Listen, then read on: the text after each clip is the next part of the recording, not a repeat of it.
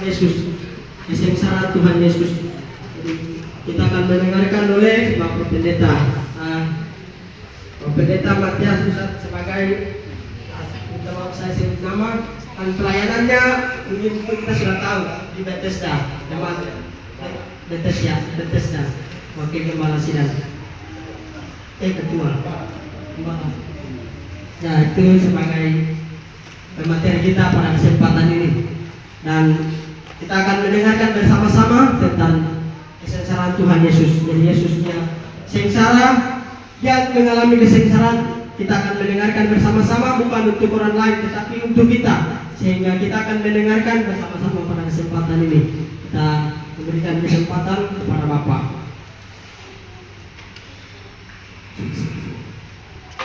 Baik, shalom. Salam. Selamat siang untuk kita semua. Ini jam-jam penuh perjuangan ini. Ya, berharap tidak ada yang ngantuk. Satu hari saja. Terima kasih pengurus daerah. Kita kasih tepuk tangan dulu. Ya, sebelum kita mulai materi, saya mau kasih yel-yel dulu supaya kita tidak mengantuk ya. Jadi kalau saya bilang Yesus luar biasa, pakai gerakan dari tangan.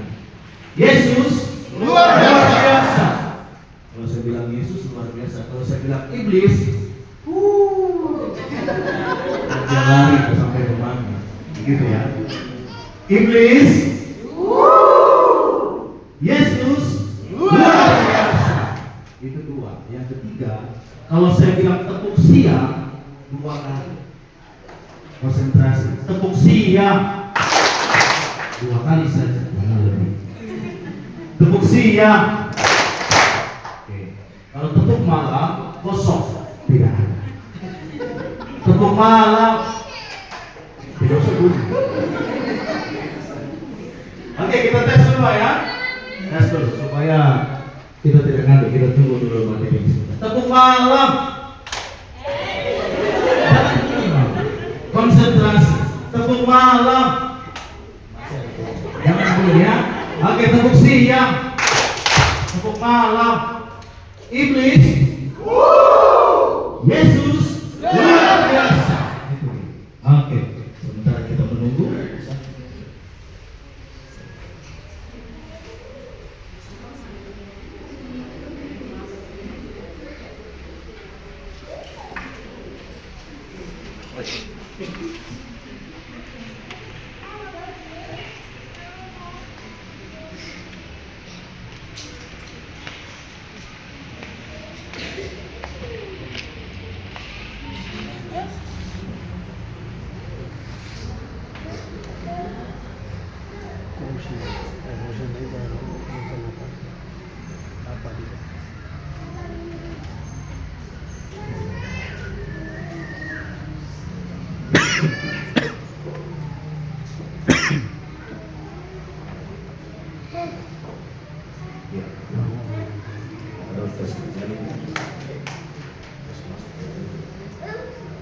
Oke, baru-baru kita ada dalam momen Paskah Jumat Agung, memperingati tentang apa? Kesengsaraan Yesus, kematian Kristus di kayu salib. Saya dan kita semua. Perkataan Yesus terakhir apa? Sudah selesai. Sudah selesai. Artinya apa? Artinya apa sudah selesai? Dosa saya dan kita semua sudah selesai, titik. Tidak ada koma, tidak ada lagi di belakang, selesai. Itu hari apa? Hari Jumat. Kita peringati hari Jumat. Sabtu Minggu kita memperingati kebangkitan. Sampai hari ini saya dan kita semua kekasih Tuhan disebut sebagai orang yang telah diselamatkan, ditebus. Amin. Angkat tangan. Siapa lagi berdosa? Ayo. Setelah ditebus Yesus. Mengaku dulu. Saya selalu. Hari Jumat waktu itu kita sudah memperingati Jumat Agung, Yesus mati. Iyo. Kita semua datang gereja, berdoa, menangis, air mata tumpah. Sabtu Minggu sampai hari ini atau tadi pagi, siapa lagi yang bikin dosa? Mau mati, mau suruh Yesus mati lagi. Jadi kebenaran sudah selesai itu, kata itu harus kita simpan dalam hati. Nah, saya dan kita semua sedang berjuang untuk tidak melakukan dosa lagi, ya Tuhan. Kami hamba Tuhan, kita semua hamba Tuhan, pelayan Tuhan pun selama masih injak tanah, berbicara tentang keinginan daging itu masih sangat besar. Tidak gampang, tidak mudah. Tetapi kita percaya bahwa Tuhan baik bagi kita. Amin. Kalau Tuhan masih mengizinkan kita sampai hari ini, walaupun mungkin ada dosa yang kita lakukan kembali setelah Jumat Agung itu, setelah kita memperingati kematian Yesus itu, kita belum meninggal, ya mari kita datang kepada Tuhan dan terus berjuang supaya kita menjadi orang yang benar. Nah, pertama kalau kita baca nih, Bapak Ibu datang dari gereja masuk ke Kalibobo atau anggaplah ini surga, muncul tulisan ini, welcome, selamat datang orang-orang yang telah ditebus oleh Kristus di kayu salib. Oh, ini undangan yang luar biasa. Orang-orang yang telah ditebus oleh Kristus di kayu salib. Siapa? Kita semua. Ya toh? Amin. Jadi saya, rekan-rekan, kita semua adalah orang yang telah ditebus.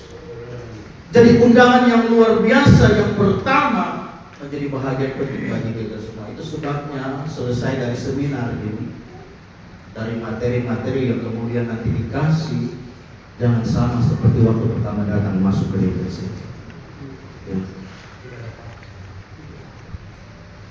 Saya berdoa, kita semua berdoa supaya setelah selesai seminar ini ada hal baru yang bisa kita bawa pulang dan kita berubah. Amin.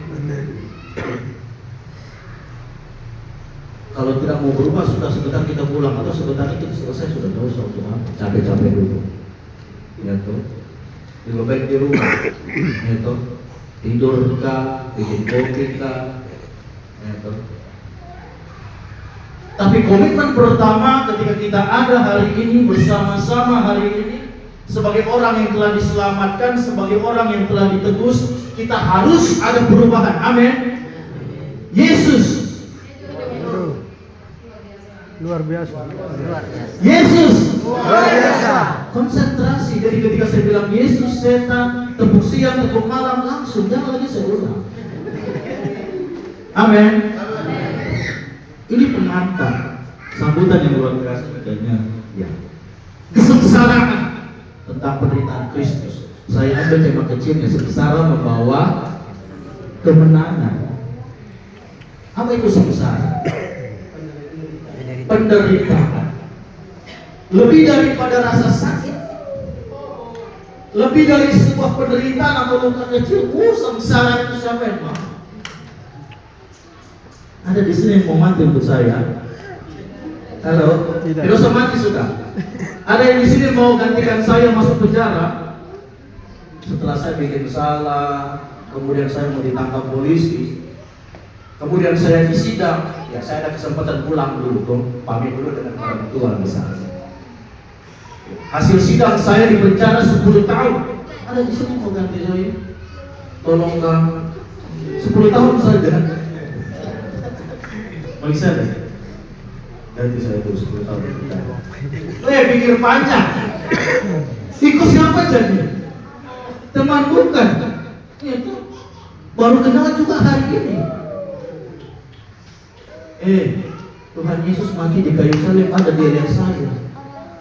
Ada dia pilih-pilih kita. Oh, di sana paling jauh di Papua, saya tidak mau sampai sana mati. Itu kan. Kalimantan lebih dekat, jadi Kalimantan, orang Kalimantan saja. Begitu kan. Tuhan Yesus mati di kayu salib tidak pilih-pilih, tidak pikir panjang. Semua manusia. Amin. Kesengsaraan apa yang dialami oleh Yesus mati di kayu salib, bahkan sebelum itu ada banyak penderitaan, ada banyak siksaan, ada banyak luka yang dia alami. Tetapi dia tidak bilang, saya hanya mau pilih ini saja. Saya tidak mau mati untuk ini. Oh, dia terlalu cerewet. Oh, dia suka marah-marah. Ah, ini yang boleh. Dia pergi ke gereja. Tidak ada. Yesus mati untuk semuanya. Ujungnya adalah mendapat kemenangan. Kemenangan tadi dari situ, dari dosa. Nanti kita lihat saja. Jadi apa yang telah dilakukan oleh Yesus, apa yang telah dibuktikan oleh Yesus di kayu salib membawa kita kepada kemenangan. Itu sebabnya saya tekankan kembali, selesai dari seminar sehari ini kita pulang sebagai orang yang menang. Amin. Kita pulang sebagai orang yang sudah diubahkan. Kita pulang sebagai orang yang telah hidup baru. Pikir panjang kalau mau bikin dosa lagi. Begitu ya? Bisa? Tidak ada yang bisa. Harus ada komitmen. Saya mau berubah. Itu saja saudara. Saya mau berubah. Nanti kita lihat selanjutnya. Jadi dari tema ini membawa kita kepada satu pengertian bahwa sengsara kematian Kristus membawa kita kepada kemenangan. Mari kita melihat selanjutnya. Karya Kristus atau penebusan adalah pusat dari iman Kristen. Maksudnya semua dasar keselamatan, pengharapan, kehidupan orang percaya bergantung pada apa yang telah Yesus lakukan. Kita percaya kepada Kristus. Kata iman, percaya menjadi hal yang penting dalam hidup kita kemudian. Tanpa iman, tanpa percaya, kita tidak akan mungkin mengakui Yesus itu Tuhan. Jadi iman ini seperti barang yang ada di dalam diri kita dan itu memang harus. Jangan mengaku Kristen kalau tidak percaya kepada Kristus. Jangan mengaku anak Tuhan kalau tidak percaya kepada Kristus.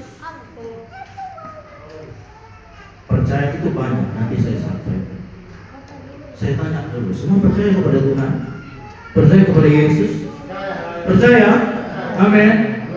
Pertanyaannya kalau percaya, kalau kita semua mati sekarang, sebentar lah. Kamu saja, saya tidak perlu mati. Saya tidak mau mati. Misalnya kamu saja mati, masuk surga atau tidak? Jadi contoh yang sangat sederhana ya. Kalau misalnya ada sebentar ini, kamu semua mati, saya tidak mau mati, saya tidak mati. Ya? Kamu percaya masuk surga? Hanya satu, hanya dua. Kakak Daud percaya? Percaya. Percaya? Percaya itu termasuk itu. Iya, mati saya masuk surga itu bagian kecilnya. Kalau kamu belum yakin masuk surga sudah, katakan berarti kamu tidak perlu percaya, kamu tidak usah percaya. Artinya kamu belum percaya. Jangan pikir-pikir aku dosa saya masih banyak. Jangan lagi ingat dosa itu. Ingat Tuhan. Percaya itu kunci. Percaya pertama bahwa percaya Tuhan itu ada. Amin. Alkitab kebenaran menjelaskan Alfa dan Omega, awal dan akhir. Yang pertama menciptakan dan yang terakhir juga ada yang akan menutup semua hidup manusia. Jadi Tuhan itu bukan seperti pahlawan, bukan seperti superhero yang ada di film-film, yang ada di buku-buku yang hebat-hebat. Lebih daripada itu, Dia itu ada. Percaya yang kedua kepada kuasa, kepada kehendak. Kuasa berbicara tentang apa yang Tuhan Yesus buat. Apa yang Tuhan buat, dari ada, dari yang tidak ada menjadi ada. Dari yang mustahil bagi manusia menjadi tidak mustahil bagi Allah. Semua berbicara tentang kuasa, bahwa Allah, Yesus sanggup melakukan semuanya. Itu percaya kedua, kita harus percaya. Dan kedaulatan. Kedaulatan ini berbicara bagaimana Allah berkuasa untuk semua ciptaannya di bumi ini, termasuk dengan manusia. Jadi dengan tubuh kita ini kita tidak punya kuasa. Tuhan yang berkuasa atas hidup kita. Berbicara ketika kita lahir, kemudian berbicara ketika kita meninggal, kita tidak bisa menolak kalau itu sudah ada. Setan tepuk malam.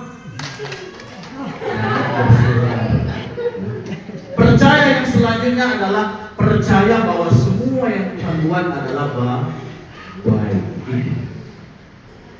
Yeremia 29 ayat 11, ini salah satu ayat yang paling luar biasa, mewakili dari semua perbuatan baik dari Tuhan bagi kita. Bahwa Tuhan punya apa? Rancangan.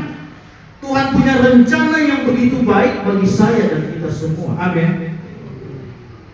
Jadi saya di sini, Tuhan punya rencana buat saya sampai di ujung sana. Tuhan sudah menyediakan, Tuhan sudah menyiapkan, menentukan semuanya dengan baik di sini.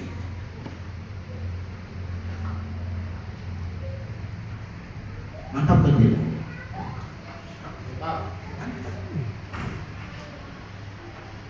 Walaupun saya belum sampai di sana, tapi Tuhan sudah menyiapkan.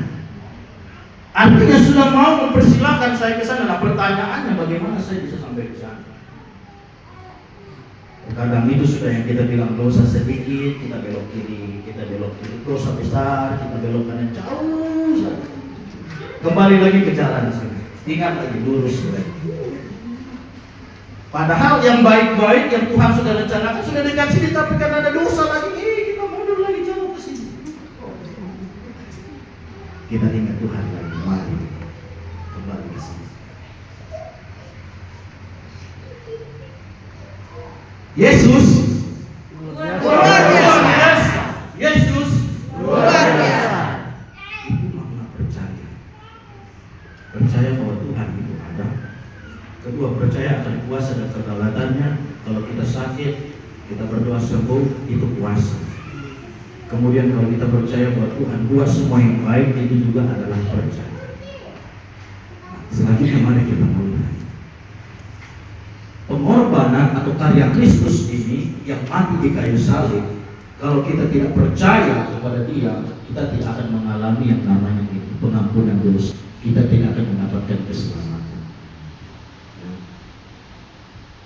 Jadi kalau kita percaya Kristus mati di kayu salib untuk saya, puji Tuhan, berarti dosa saya sudah dihapuskan.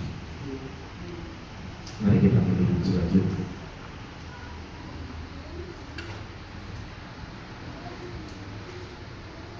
Tanpa karya Kristus, manusia akan selalu berada dalam dosa. Ya, tujuan Kristus datang, tujuan Kristus mati di kayu salib untuk menyelesaikan apa? 4 huruf ini sudah. DOSA. Barang kecil ini gitu, tapi dampaknya besar. Bahaya sekali. Ya. Barang kecil yang kita pikir tidak apa. Apalagi sering pendeta-pendeta betul bilang dosa kecil, atau kita bilang tidak apa dosa kecil. Tidak ada dosa kecil, dosa besar. Ya, tuh. Mau dosa sudah. Tidak ada kau bikin dosa kecil baru kau di neraka hanya ujung kaki saja yang tinggal kaki. Tidak ada. Kau bikin dosa kecil itu kau masuk di dalam. Bukan kau yang bikin dosa besar baru kau yang tenggelam di dalam sana, tidak. Jadi tidak ada dosa kecil, tidak ada dosa besar. Yang namanya dosa dan hukumannya adalah maut, seperti Roma bilang. Upah dosa, upah itu adalah hadiah. Kalau kita bekerja dikasih upah, ya toh. Nah kalau kita buat dosa dikasih upah, siapa yang mau? Tidak mau. Kalau upah untuk yang baik, ya uang, ya toh, boleh. Tapi kalau upah kita dikasih dosa, kalau hukuman siapa yang mau? Tidak ada yang mau. Benar ya? Amin.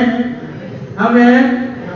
Jadi dosa ini barang kecil ini sudah diselesaikan oleh Yesus luar biasa. Yesus luar biasa. Amin.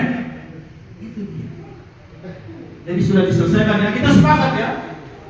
Kita sepakat ya toh. Sudah diselesaikan oleh Yesus di kayu salib. Perhatikan ya. Melalui peristiwa salib, pengampunan, keselamatan, hidup yang baru. Pengampunan berbicara manusia dibebaskan, dilepaskan dari dosa itu tadi. Kemudian pengampunan berbicara ketika ia diperdamaikan dengan Allah. Artinya kita diberikan kesempatan untuk ada mendekat kepada Allah. Yang sebelumnya ada dosa di tengah sini, Tuhan Yesus sudah selesaikan. Sekarang terbuka bagi saya yang datang kepada Allah. Diperdamaikan artinya Tuhan membuka hati bagi setiap kita untuk datang kepadanya. Kemudian keselamatan ini jelas, hidup kekal di surga. Kekasih-kekasih Tuhan, kita semua setuju bahwa di dunia ini hanya sebentar. Ya, ada keluarga kita, ada orang yang kita kasih sudah meninggal dahulu kita, ya, itu waktunya. Dan kita pun akan meninggalkan dunia ini. Tetapi itu bukan akhir, itu adalah awal dari kehidupan yang baru di surga. Awal kekekalan, hidup kekekalan. Amin. Semua mau masuk surga. Amin. Amin. Tepuk siang. Dua kali saja. Tepuk siang. Itu dia. Kemudian yang baru, transformasi, perubahan, hidup sesuai firman. Kita sedang berjuang ada di dunia ini untuk hidup sesuai dengan firman Tuhan. Tidak mudah, iya. Tidak gampang, iya. Sekali lagi saya ulangi, termasuk kami pun hamba tidak mudah untuk bisa hidup seperti apa yang Tuhan mau, seperti apa yang firman mau.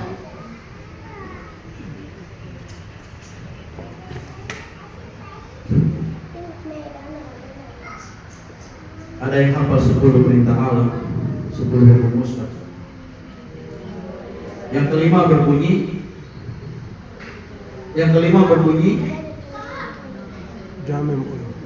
kalau ini bukan undang-undang, ini bukan Pancasila. Yang kelima kami sebut persatuan Indonesia apa? Ini 10 perintah Allah. Yang kelima berbunyi, besok hari Minggu semua masuk sekolah minggu ya. Hafal ya, diulang lagi. Yang kelima apa? Supaya adil sebelah sini dulu. Enggak, sebelah sini. Yang kelima apa? Jangan. Oke. Yang kelima apa? Oke, hidup sama. Yang kelima apa? Iya, semua dapat? No. Iya ada hari Minggu ya pergi sekolah. Karena ini belum lulus itu. Yang kelima, bukan ingat, itu yang keempat. Yang kelima adalah Jangan. bukan lulus ya. Tidak usah pakai pikiran manusia salah-salah terus. Coba kamu buka di mana? Coba buka di mana? Yang kelima, pokoknya saya mau dengar yang kelima bunyi dari hukum Taurat. Keluaran 20. Iya, mama salah jauh kakak, jauh sekali itu. Tadi ingatan dan kuduskan masih bagus, itu yang keempat, tapi yang kelima, ayo, tidak apa-apa saya tunggu sampai Hormati ayahmu dan ibumu. itu. Yang kelima, hormatilah ayahmu dan ibumu, hormatilah orang tuamu. Ingatlah dan kuduskanlah, itu hari yang keempat. Contoh, ini yang pertama. Hormatilah ayahmu dan ibumu. Kalau kita masih punya orang tua, kalau kita masih punya tete nenek, ayo, saya tidak mau tanya orang yang di luar sana, saya mau tanya yang di sini. Kita hormat dan tidak hormat. Bukan hormat begini ya, hormat mama. Mama pulang, hormat mama. Tuhan.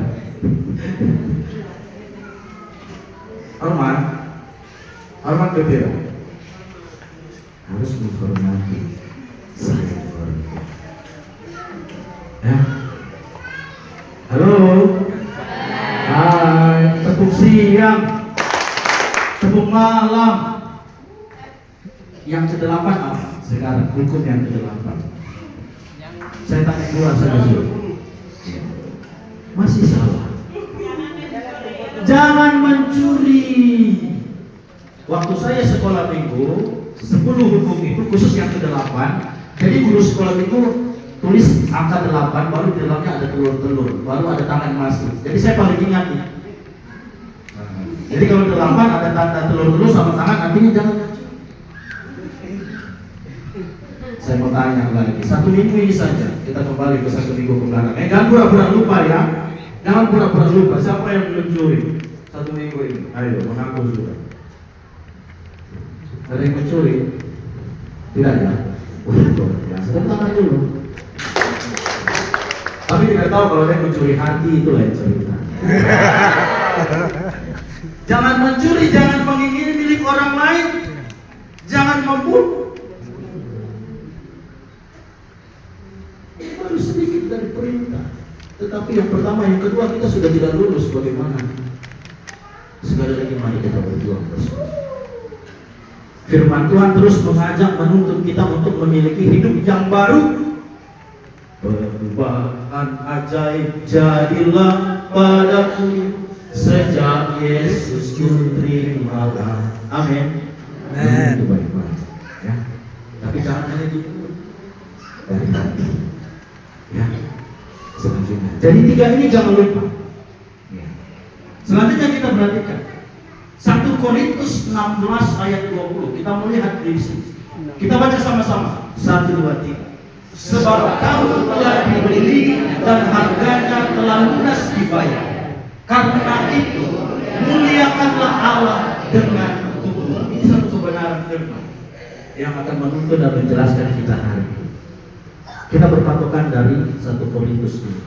Sebab kamu telah dibeli dan harganya telah lunas dibayar. Berbicara mengenai jual beli berbeda dari zaman Yesus dulu. Jual beli manusia pada zaman itu, pada waktu itu biasa. Siapa yang punya harta banyak, dia bisa beli A, dia bisa beli B, dia bisa beli C. Manusia diperdagangkan, diperjualbelikan. Nah, Paulus mengambil kisah atau bagian seperti manusia di pasar yang dijual.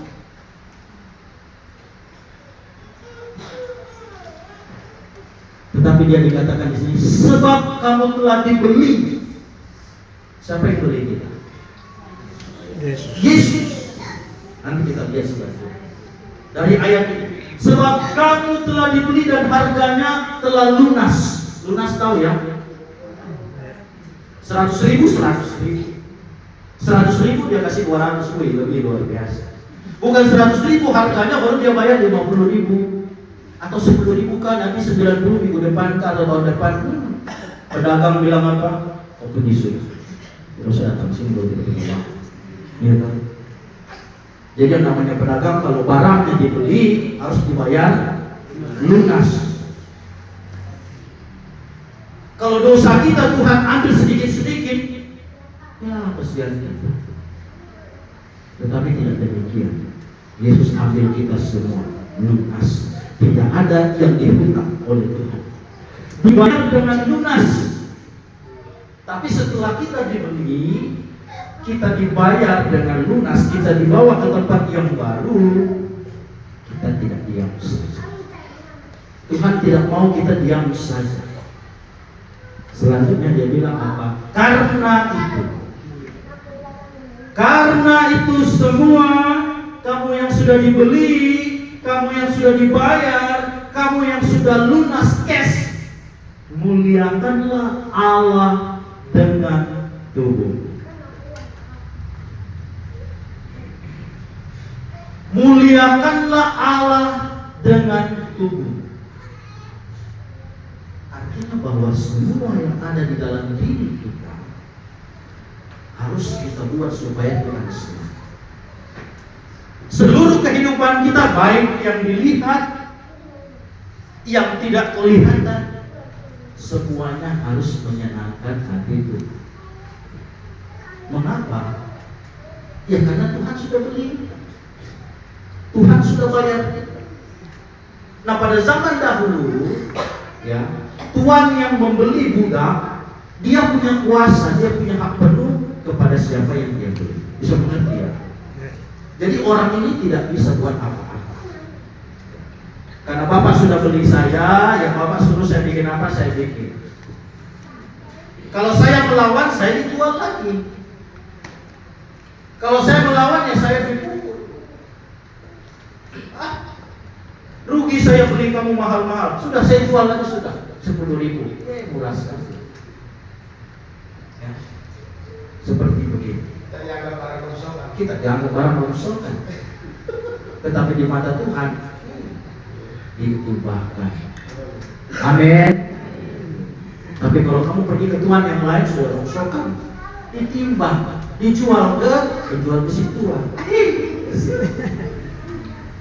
Tapi di mata Tuhan kita dijadikan baru. Begitu. Amin. Setan. Setan. Tidak ada apa-apanya. Kita melihat satu-satu dari sini. Telah dibeli, telah ditebus tadi. Artinya bahwa kita telah dibeli, kita telah ditebus. Yesus Kristus telah membayar kita dari perbudakan dosa sehingga kita bebas dan lepas dari dosa. Mari buka ini dulu, 1 Petrus dan Wahyu. Siapa yang duluan silakan baca untuk kita. Baca dengan jelas, nyaring supaya didengar oleh teman-teman yang lain. 1 Petrus 1 ayat 18-19 dan Wahyu. Ayat 18, sebab kamu tahu bahwa kamu telah dibeli, ditebus dari cara hidup yang sia-sia yang kamu warisi dari nenek moyang itu, bukan dengan bara dan panah, bukan pula dengan perak atau emas. Ayat 19, melainkan dengan darah yang mahal, yaitu darah Kristus yang sama seperti darah anak domba yang tak bernoda dan tak bercacat. Amin. Ayat ini menjelaskan bahwa darah Yesus itu lebih mahal dari emas. Darah Yesus lebih mahal dari perak.